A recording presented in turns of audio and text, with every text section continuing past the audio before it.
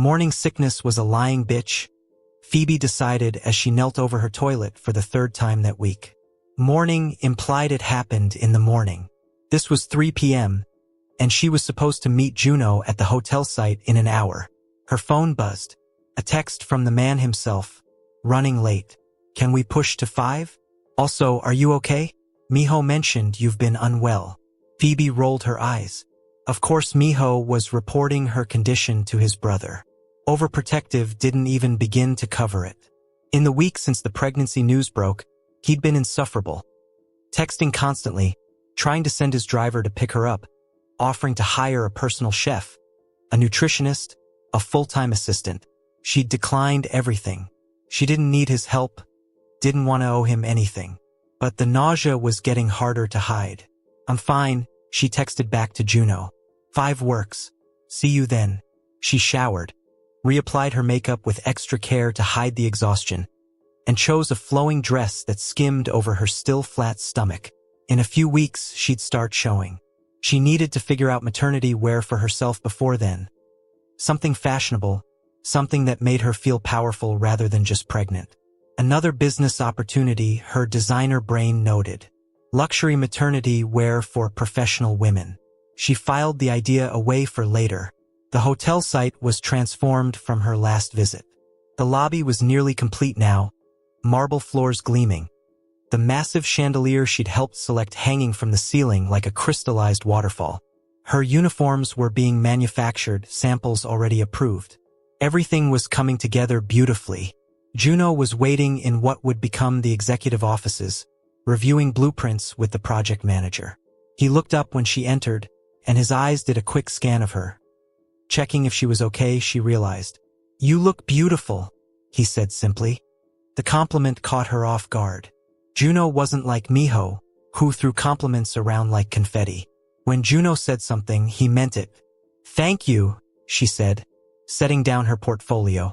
Ready to review the final designs? They spent the next hour going over details, fabric choices, color variations for different departments, the way the uniforms would photograph for marketing materials. Phoebe had poured herself into this project, and it showed. Every piece was perfection. Incredible, Juno murmured, examining a sample jacket. You've exceeded every expectation. That's what you're paying me for. No, he looked up at her. I'm paying you for good work. This is exceptional. There's a difference. Something warm unfurled in Phoebe's chest at the praise. She'd built her business on being exceptional, but it was nice to have someone recognize it. Someone who wasn't trying to use it to get into her bed or win a bet. How are you feeling? Juno asked, his tone shifting to something more personal. Really? Tired, nauseous, emotional. Phoebe sat down, suddenly exhausted. I cried yesterday because my silk supplier was late with a delivery. Cried. Over fabric. Juno's lips twitched. Hormones are powerful things. Are you mansplaining pregnancy to me right now? Wouldn't dream of it. He poured her a glass of water from the pitcher on the table, added a slice of lemon without asking, somehow knowing she'd been craving citrus lately. I'm just saying what you're going through is difficult. You're allowed to have feelings about it. Phoebe accepted the water gratefully. Your brother keeps trying to help. Miho's trying to make up for being an ass. Let him. You don't have to forgive him, but let him be useful at least. Is that what you'd do? If you were me? Juno was quiet for a moment, studying her face. If I were you, I'd do exactly what you're doing. Stay strong, stay independent, don't let anyone dictate your choices.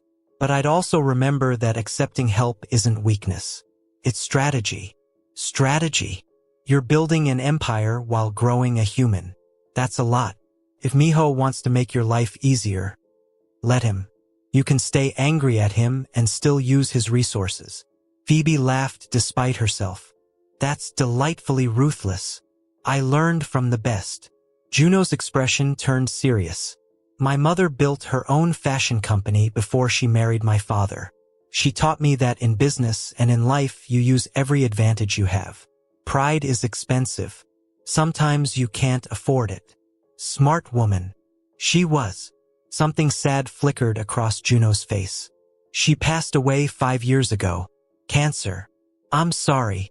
Phoebe reached out instinctively, her hand covering his. That must have been devastating. It was. Still is some days. He looked down at their hands, but didn't pull away. She would have liked you, I think. Would have appreciated your talent, your strength. Your refusal to be intimidated by my family. Is that what I'm doing? Not being intimidated. You're doing better than that. You're making us work for your respect. Juno turned his hand over, palm against hers. It's refreshing. Most people just see our money and influence and bend. I've never been good at bending. No, Juno said softly, his thumb brushing against her wrist. You're better at making other people bend to you. The air between them shifted, charged with something dangerous.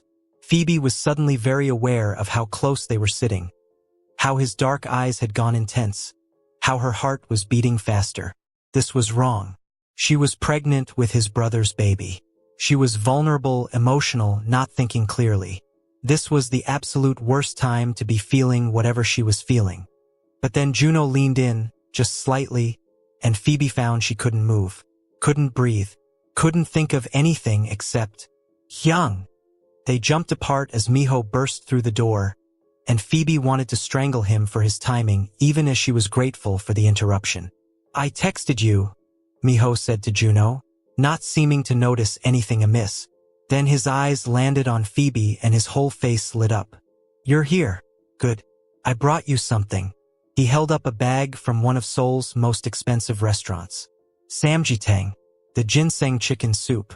It's supposed to be good for pregnant women. Lots of nutrients. Helps with nausea. Miho, Phoebe interrupted. I'm in a meeting, right? Sorry. But he didn't leave. Just stood there holding the soup like an eager puppy who'd brought home a dead bird. I can wait. Drive you home after. She has her own car, Juno said, his voice carefully neutral. But she shouldn't be driving if she's nauseous. I'm fine, Phoebe said firmly, standing up. Both brothers immediately moved to help her, which would have been comical if it wasn't so annoying. I'm not an invalid. I'm just pregnant. I know, but... Miho started. No buts. She gathered her portfolio, very deliberately not looking at Juno because she didn't trust what her face might reveal. Thank you for the soup. I'll eat it at home. Alone. She swept out, leaving both Kong brothers staring after her. In the parking lot, she sat in her car for a moment, hands shaking slightly. What the hell had almost happened in there? Had Juno been about to kiss her? Had she been about to let him? This was insane. She was pregnant with Miho's baby. Getting involved with Juno, even thinking about getting involved with Juno, was complicated on levels she couldn't even begin to process. But God help her, she wanted to. Her phone buzzed. Juno, I apologize if I made you uncomfortable. That was inappropriate. Phoebe stared at the message for a long moment before typing back. You didn't make me uncomfortable, She deleted it without sending. Some things were better left unsaid. A week later, Phoebe found herself at her first prenatal appointment. She'd debated whether to tell Miho about it, and had ultimately decided that co-parenting meant keeping him informed. Besides, she wasn't cruel. He deserved to see his baby, even if she hadn't fully forgiven him. He was waiting in the clinic lobby when she arrived, looking nervous in a black turtleneck and slacks. He jumped up when he saw her. You came, she said, surprised despite herself. Of course I came. Did you think I wouldn't? I wasn't sure. Something hurt flashed across his face, but he just nodded. I'm here. For all of it. Every appointment, every milestone. If you'll let me. The ultrasound technician was a cheerful woman in her 50s who didn't bat an eye at the obvious tension between them. She squirted cold gel on Phoebe's stomach, still flat, but apparently there was a baby in there somewhere, and moved the transducer around. There we go, she said, and suddenly the room was filled with sound. Fast, rhythmic thumping like a tiny drum. That's the heartbeat, the technician explained unnecessarily because Phoebe was already crying, and Miho had grabbed her hand without thinking, and they were both staring at the grainy image on the screen that somehow looked like a baby. Their baby. Everything looks good. the technician continued, pointing out features Phoebe couldn't really distinguish but pretended to. Nice strong heartbeat. You're measuring right on track for about 9 weeks. Due date looks like July 15th. July. Phoebe would be a mother in July. The thought was terrifying and exhilarating in equal measure. Can we get pictures? Miho asked, his voice rough with emotion. Of course. They left the clinic in silence, both clutching printouts of their baby. In the parking lot, Miho turned to her. Thank you, he said, for letting me be there. For, his voice broke. That's our baby, Phoebe. We made that. I know. I'm going to be a good father. I swear to you, whatever I did wrong with us, I'm going to get this right. Phoebe wanted to believe him. God, how she wanted to believe him. But trust, once broken, wasn't easily repaired. Time will tell, she said instead. Can I take you to lunch? Celebrate. She should say no. Should maintain boundaries. Keep things professional and distant. But she was hungry, and he was looking at her with such hope. And they'd just seen their baby's heartbeat together. Lunch, she agreed. But we're splitting the bill. Phoebe. Non-negotiable. He smiled, that devastating smile that had first caught her attention. Still so stubborn. You say stubborn, I say principled. They ended up at a quiet restaurant in Gangnam, tucked into a private booth. Miho ordered half the menu, claiming she needed to eat for 2, and Phoebe didn't have the energy to argue. I've been thinking, Miho said as they waited for food, about names. It's too early for names. Just thinking, if it's a boy, maybe something that honors both our cultures? Korean first name, Ghanaian middle name. Phoebe felt something soften in her chest. You've been researching Ghanaian names? Of course. I want our baby to know both sides of their heritage. He pulled out his phone, showing her a list he'd been compiling. I like Kofi if it's a boy born on Friday, or Kwame for Saturday. Those are Akan names, Phoebe said, surprised he'd gotten it right. My family is Akan. I know. I remembered you talking about your grandmother. He looked almost shy. I listened, Phoebe. I always listened. I just didn't always show it the right way. The food arrived before she could respond, and they ate in comfortable silence. It was strange, Phoebe thought. This felt like their early dates before everything went wrong. Easy, natural, like they could actually be friends if nothing else. Can I ask you something? Miho said suddenly. And will you promise to be honest? I'm always honest. Is there something between you and Juno? Phoebe nearly choked on her water. What? I saw the way he looked at you. The way you looked at him. Miho's jaw tightened. And I know my brother. He's wanted what I had since we were kids. Including women. There's nothing between us? Phoebe said firmly, even as her mind flashed back to that almost kiss. We're colleagues. That's all. But you like him. Miho. I'm not stupid, Phoebe. And I'm not mad. Well, I am. But, he ran a hand through his hair. I just need to know. If there's something there, I need to know. Phoebe set down her chopsticks, looking him directly in the eye. Even if I did like him, which I'm not saying I do, it wouldn't matter. I'm pregnant with your baby. I'm not looking for a relationship with anyone. Not you, not him, not anyone. But after the baby comes? If I prove I've changed, I can't answer that. I don't know what I'll feel 6 months from now, a year from now. Right now, I'm focused on staying healthy and building my business and preparing to be a mother. Everything else is secondary. Miho nodded slowly. Fair enough. But Phoebe, I meant what I said. I'm going to prove I've changed. That I can be the man you deserve. However long it takes. After lunch, Miho walked her to her car. Before she could get in, he pulled out a small box from his pocket. It's not what you think, he said quickly, seeing her expression. Not an engagement ring. Just open it. Inside was a delicate necklace. A tiny diamond pendant in the shape of a heart. Simple, elegant, not over the top. For the baby, he explained. To keep close to your heart until they're in your arms. Damn him. Damn him for knowing exactly what would make her cry. Thank you, she whispered. Can I? He gestured to the necklace, and she nodded. He fastened it around her neck, his fingers gentle against her skin. And for just a moment, Phoebe let herself remember what it was like to be held by him, to feel safe in his arms.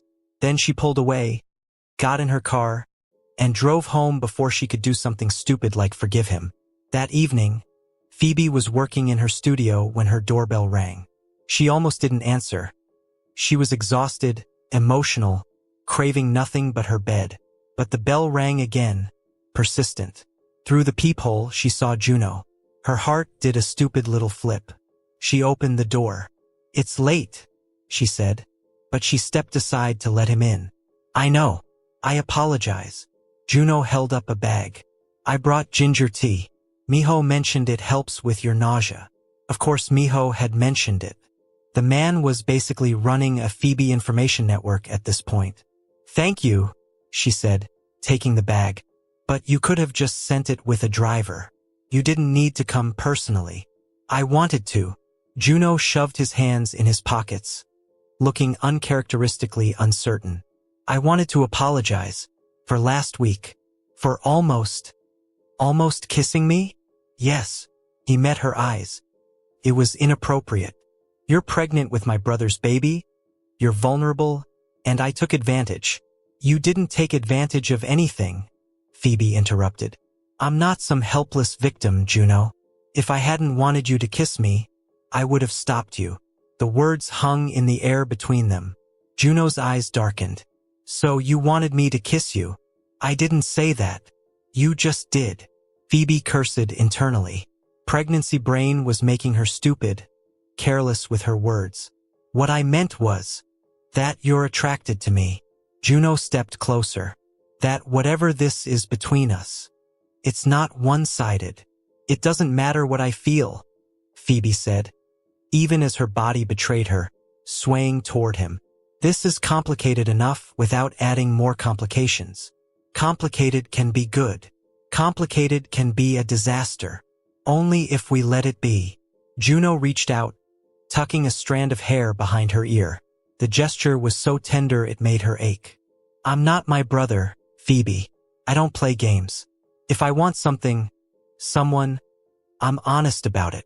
And you want me so much it's driving me insane." His thumb brushed her cheek. "But I'm not going to push. You're dealing with enough. I just needed you to know. That's all." He turned to leave, and Phoebe should have let him go. Should have kept her mouth shut and her boundaries intact. Instead, she heard herself say, "Stay." Juno froze. "Phoebe, just for tea." "I don't." She took a breath. "I don't want to be alone tonight." She saw him war with himself, saw the moment he decided. "Okay, for tea." They sat in her living room, the Seoul skyline glittering beyond her windows, drinking ginger tea and talking about everything except the tension humming between them. Juno told her about his mother, about learning business at her knee while Miho was out partying. She told him about Ghana, about the grandmother who'd taught her to sew, about the leap of faith it took to start her business in a foreign country. "You're brave," Juno said softly. "Braver than anyone I know." "I'm practical," Phoebe corrected. "Bravery is just practicality dressed up in better clothes." He laughed at that, and the sound did dangerous things to her heart. When he finally left, well past midnight, Phoebe stood at her door watching him walk to the elevator. At the last second, he turned back. "I meant what I said," he called softly. "I'm not going anywhere. Whenever you're ready, if you're ever ready, I'll be here." The elevator doors closed on his words, and Phoebe was left alone with her racing heart and the undeniable truth. She'd been avoiding.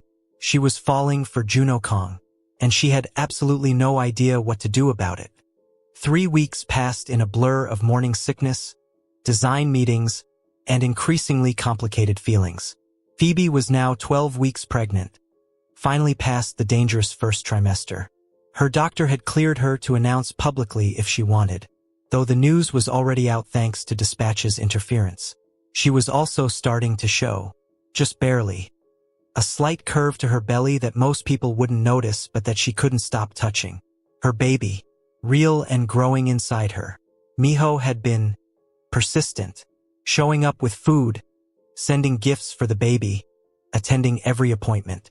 He was trying so hard to prove he'd changed that it was almost exhausting to witness. But Phoebe kept her walls up, kept things cordial but distant. Juno was different. He didn't push, didn't demand her time or attention. But he was always there. A text checking in, a perfectly timed coffee delivery when she was drowning in work, a thoughtful comment about her designs that showed he actually paid attention.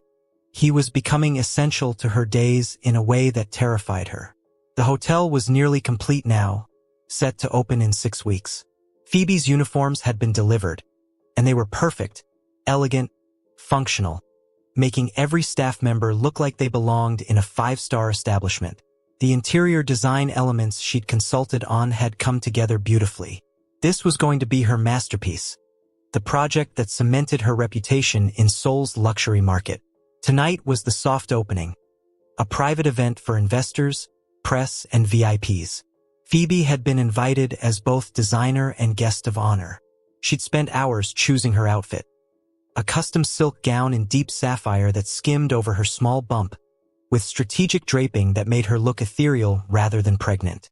Her hair was long and sleek, her makeup dramatic. She looked powerful, successful, untouchable. The hotel was breathtaking at night.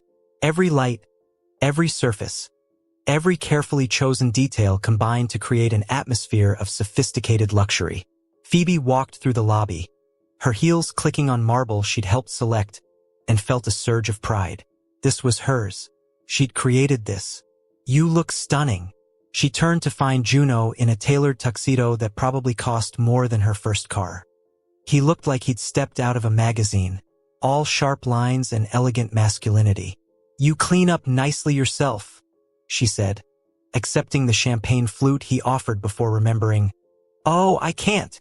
It's sparkling cider." His smile was soft. "Did you really think I'd forget?" Something warm bloomed in Phoebe's chest. Such a small thing, but it meant he was thinking about her, about the baby, even in the midst of his big night. "Thank you," she murmured. "Come on." He offered his arm. "I want to show you off. Let everyone see the genius behind the design." They circulated through the party, Juno introducing her to investors and press. Everyone had compliments for her work, and Phoebe found herself relaxing into the evening, enjoying the recognition she'd earned, until she saw Miho across the room. He was talking to a group of investors, all charm and perfect smiles. But his eyes kept finding her, watching her laugh at something Juno said, watching Juno's hands settle on the small of her back as he guided her through the crowd, watching them together. "Excuse me," Juno murmured to the journalist they'd been talking to. "I need to handle something." He guided Phoebe to a quiet corner. "My brother looks like he wants to murder me." "He's being ridiculous." "Is he?" Juno's dark eyes were intense. "We've been attached at the hip all night. Anyone watching would think." "Would think what?" Phoebe challenged. "That we're colleagues celebrating a successful project? Is that all we are?"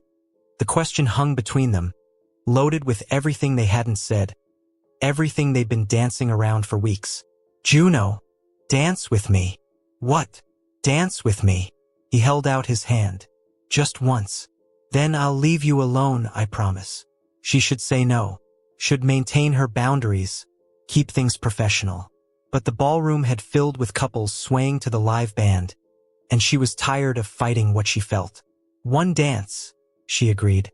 Juno led her onto the floor, one hand settling on her waist, the other holding hers gently. They moved together easily, naturally, like they'd been dancing together for years. "I need to tell you something again," Juno said quietly, "and I need you to just listen, okay? Don't interrupt, don't argue. Just listen." Phoebe nodded, her heart pounding. "I'm in love with you." The words were simple, direct. "I've been in love with you since that first family dinner when you argued politics with my father and didn't back down even when he got angry. I watched my brother date you and I wanted to hate you for choosing him, but I couldn't. Because every time I saw you, every time we talked, I just fell deeper." "Juno, you said you'd listen." His hand tightened on her waist. "I know the timing is terrible, I know you're pregnant with Miho's baby. I know you have every reason not to trust anyone in my family. But I'm not him, Phoebe. I would never make a bet about you. I would never treat you like anything less than the extraordinary woman you are. What are you saying? I'm saying I want you. All of you. The brilliant designer, the fierce businesswoman, the mother-to-be. I want to be there for you, to support you, to watch you build your empire. He pulled back slightly to meet her eyes. I want to be yours. Completely. Phoebe's breath caught. This was insane. This was the worst possible timing. This was exactly what she wanted. I'm pregnant with your brother's baby, she whispered. I know. People will talk. They'll say horrible things. Let them. Your family will never accept this. I don't care. Juno's voice was fierce. I've spent my whole life doing what my family expected. Being the responsible one, the dutiful son. For once, I want to be selfish. I want to choose what I want. And I want you. The song ended. Around them, couples were separating, applauding the band. But Phoebe and Juno stood frozen, staring at each other. The world narrowed down to just them. I need air, Phoebe said suddenly. She fled the ballroom, Juno following close behind. They ended up on a private terrace overlooking the city, the sounds of the party muffled behind glass doors. I'm sorry, Juno said immediately. That was too much too fast. Phoebe kissed him. She didn't plan it, didn't think about it. One moment she was panicking, and the next she was pressing her lips to his, swallowing his surprised gasp. For a heartbeat, Juno froze. Then his arms came around her, pulling her close, careful of her belly, so careful, and he kissed her back like she was oxygen and he was drowning. It was nothing like kissing Miho. Miho had been fire and flash, all-consuming and dangerous. This was deeper, steadier, like coming home after a long journey, like finding something you didn't know you were missing. When they finally broke apart, both breathing hard, Juno pressed his forehead to hers. Tell me this is real, he whispered. Tell me I'm not imagining this. It's real. Phoebe's hands fisted in his jacket. God help me, it's real. But Juno, I can't. I'm not ready for. I know. I'm not asking for anything you can't give. I'm just asking for a chance. To prove that this, he gestured between them, is worth the complications. It's going to be a disaster. Maybe. Or maybe it'll be the best thing that ever happened to either of us. Phoebe laughed shakily. You're insane. Probably. Is that a yes? Was it?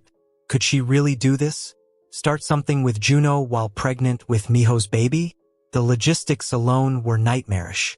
But standing here in his arms, feeling more grounded than she had in months, she couldn't bring herself to care about the logistics. It's a maybe, she said. A very cautious, very uncertain maybe. I'll take it. Juno kissed her again, soft and sweet. I'll take whatever you can give me. They stayed on the terrace for another few minutes, just holding each other, before reality intruded in the form of raised voices from inside. Through the glass, they could see Miho arguing with someone. No, with their father. The elder Kong was gesturing angrily, his face red, clearly furious about something. Shit, Juno muttered. He knows. Someone must have seen us. Seen us what? Dancing? Talking? Kissing? Juno pulled out his phone, which was blowing up with notifications. It's already online. Someone took photos. He showed her. There they were on the terrace, wrapped in each other's arms, kissing like the world was ending. The headline made Phoebe's blood run cold. Kong brothers love triangle. Pregnant designer moves from one brother to the next. I need to leave, Phoebe said immediately, before this gets worse. I'll take you. No, that'll just fuel the story. She was already moving toward the service elevator, the one the staff used. I'll call a cab. Go out the back. Phoebe, wait. But she was gone, practically running, her heels clicking rapidly on the marble floors. She couldn't face Miho right now, couldn't handle his father's anger or the press's questions or any of it. In the cab, her phone exploded with notifications. Texts from Amma, from clients, from people she barely knew, all wanting to know what was going on. The photos were everywhere. Her and Juno dancing, talking on the terrace, kissing. One text stood out. "From Miho, we need to talk. Now." She ignored it, ignored all of them. When she got home, she locked her door, turned off her phone, and let herself finally break down. What had she done? What had she been thinking? She wasn't thinking, that was the problem. She'd let her feelings override her common sense. And now everything was a mess. Her hand went to her belly, to the small curve where her baby was growing. "I'm sorry," she whispered. "I'm sorry you're being born into this chaos." But even as she cried, even as she panicked about what tomorrow would bring, she couldn't bring herself to regret kissing Juno, couldn't regret the way he'd made her feel, wanted and valued and seen. She fell asleep on her couch, exhausted and emotional, and dreamed of dark eyes and gentle hands and a future that seemed both terrifying and impossibly perfect. Morning came too soon. Phoebe woke to someone pounding on her door, her neck stiff from sleeping on the couch. She checked her phone. 43 missed calls, 216 text messages, and 14 voicemails. The pounding continued. "Phoebe," Miho's voice. "Open the door. I know you're in there." She considered pretending she wasn't home. But knowing Miho, he'd probably camp out in her hallway until she emerged. She opened the door. Miho looked terrible. Eyes red-rimmed, hair disheveled, still in his tuxedo from last night. "You and my brother," he said without preamble. "Tell me it's not true. Miho, tell me those photos are fake, that it was just a moment, that you're not actually—" His voice cracked. "That you're not falling in love with him while carrying my baby. I'm not having this conversation with you. We're having it." Miho pushed past her into the apartment. "Because in case you've forgotten, that's my child you're pregnant with. And now you're what? Moving on to my brother? Making our baby part of some twisted family drama? Don't you dare," Phoebe said, her voice dangerously quiet. "Don't you dare lecture me about family drama when you're the one who started all of this. You made me a bet. You used me. And now you're mad because I'm finding happiness with someone who actually respects me. I love you. You love the idea of me." Phoebe was shouting now, weeks of suppressed anger finally exploding. "You loved having me on your arm, loved that I was different and exotic and made you look worldly, but you never actually knew me. Not really. And Juno does?" Miho's laugh was bitter. "You think my brother is different? He's just better at hiding his manipulations. This is what he does, Phoebe. He takes what's mine. He always has. I'm not yours. I never was. I was your bet, remember?" The words hit like a physical blow. Miho actually stumbled back, his face going pale. "I've apologized for that," he said quietly. 1,000 times. "And I've accepted your apologies. But accepting them doesn't mean forgetting what you did. It doesn't mean I owe you anything beyond co-parenting our child. So that's it? You're choosing him. I'm choosing me." Phoebe straightened her spine. "I'm choosing to focus on my baby and my business and my life. If Juno wants to be part of that, if he can prove he's worth the complications, then maybe I'll let him in. But that's my choice. Mine, not yours." Miho stared at her for a long moment, something like resignation settling over his features. "I'm not giving up," he finally said. "On you, on us. I know I don't deserve another chance, but I'm going to keep trying anyway." "That's your choice," Phoebe said. "But don't expect me to wait while you figure out how to be the man you should have been from the beginning." After he left, Phoebe made herself tea and sat at her window, watching the city wake up below. Her phone rang, Juno this time. "Are you okay?" he asked immediately. "I saw Miho leaving your building." "Did he?" "I'm fine. We talked. It was difficult, but necessary. I'm coming over." "Juno, not to push anything, just to make sure you're really okay. Please?" Phoebe. She should say no. Should keep him at arm's length until she figured out what she really wanted. But the truth was, she knew what she wanted. She'd known since last night on that terrace. "Okay," she said quietly. "Come over." He arrived 30 minutes later with pastries from her favorite bakery and that ginger tea he always brought. They sat on her couch, not touching, just existing in each other's space. I talked to my father, Juno said finally. He's not happy. He thinks I'm betraying Miho, that this makes the family look bad. And what did you say?